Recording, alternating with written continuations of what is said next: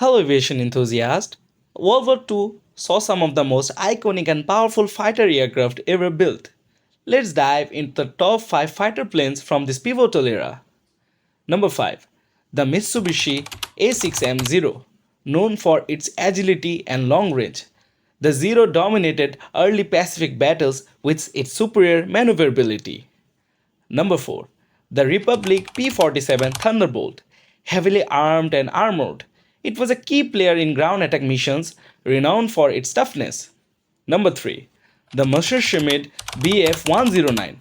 Germany's primary fighter, it was a formidable adversary throughout the war with its high speed and power. Number 2. The Supermarine Spitfire. Known for its sleek design and agility, it played a crucial role in the Battle of Britain and beyond. And finally, number 1. The North American P-51 Mustang. Equipped with the powerful Merlin engine, it ensured Allied air superiority with its exceptional range and performance. These incredible machines not only shaped the outcome of World War II but also left a lasting legacy in aviation history. Thanks for watching and don't forget to like and subscribe for more amazing content.